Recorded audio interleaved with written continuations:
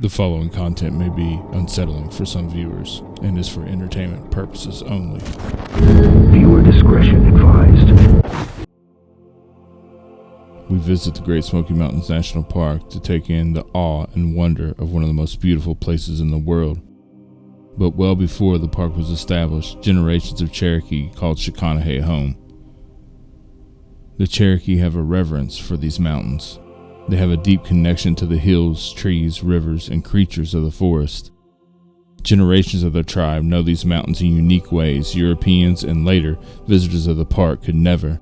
So if the Cherokee, with their vast knowledge of these ancient mountains, believed there was a supernatural, shape-shifting entity roaming the forests we now know as the Smokies that would stalk, kill, and eat the organs of unexpected victims, we should probably listen.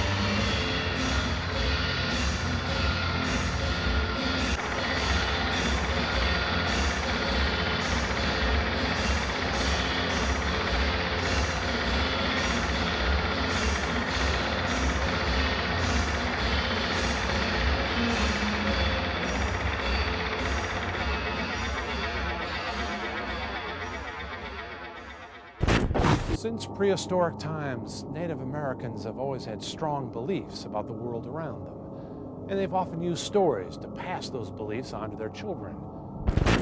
One of the Cherokee myths or legends is the story of Spearfinger. Even the mention of Spearfinger, the people would become afraid. She was able to transform herself into anything, an animal or people, someone that look like other people, maybe your relations. And she made her living by eating people's liver. I could not find any ripe berries near our village.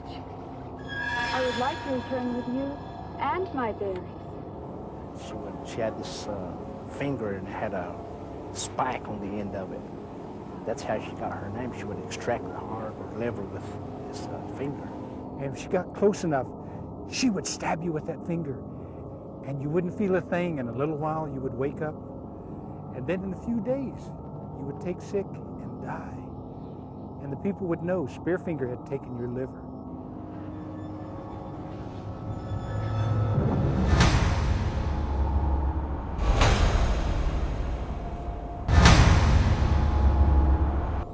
Spearfinger used the customs of the Cherokee to help her in her search for victims with fresh livers.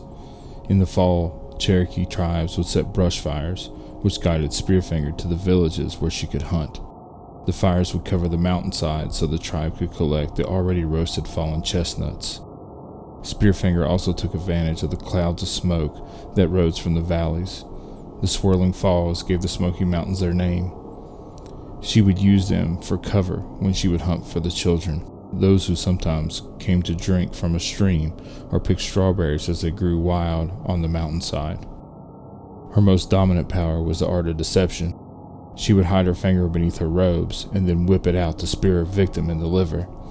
The children would trust her, allowing her to get close because she would resemble an older woman of the tribe. She would lure them close. Spearfinger would offer to comb their hair and lure them to sleep before spearing them with her finger. Then she would remove the liver for her supper. The Cherokee tried to be cautious about strangers entering their camp, always on the lookout. They tried to stay together most of the time and were leery of strangers. This caused them to be suspicious of those who went in the woods alone, as they could come back as Spearfinger in disguise and invade the village unnoticed. As noted earlier, she would use her talent of shape-shifting to sometimes turn into her victims. I would like to return with you and my berries. She would hide the body if it passed on soon after she took the liver. She then would enter their family home to wait until the family slept. Spearfinger was the boogeyman of the time. Parents would warn children not to go into the woods at night in case Spearfinger would get them. They made sure children knew the monster could show herself as their grandmother or their aunt.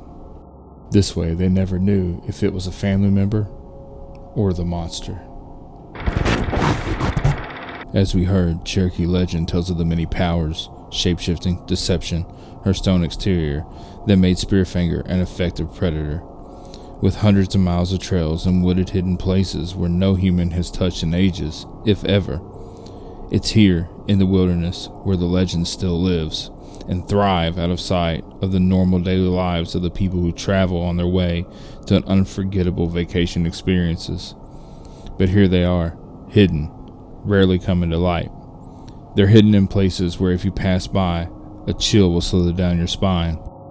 If you've ever hiked the Smokies and been caught out at dusk, the feeling of someone watching you from the forest is one that's likely not lost to you.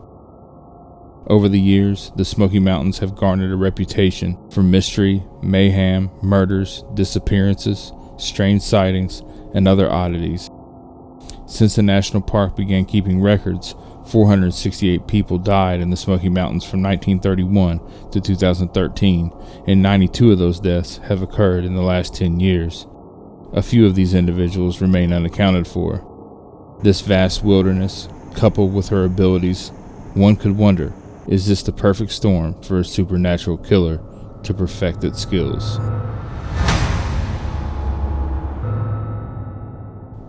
One could hardly tell the story of the horror and despair afforded to this area without mentioning the road to nowhere. Could it be the dark forces that seem to plague this area have played out in other ways? Is it possible entities like Spearfinger had devised new ways to bring pain to the inhabitants of her land?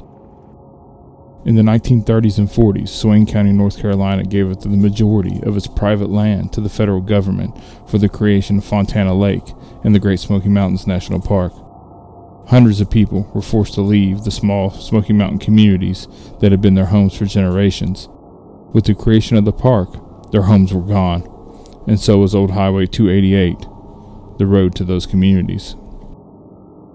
The federal government promised to replace Highway 288 with a new road.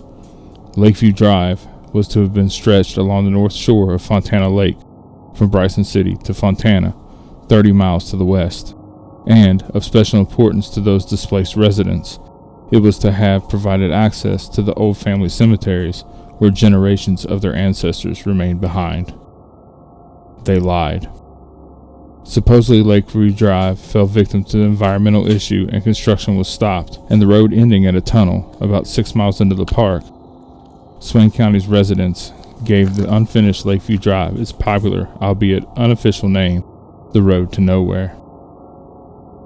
This and the surrounding areas have been heavily reported as supernatural hotspots, even drawing the attention of ghost hunters, TV shows, and movies. The isolated Nolan Creek Trail has been the venue of several sightings of strange lights and sightings of the paranormal. Undoubtedly, though, the most eerie destination in this area is the Tunnel to Nowhere.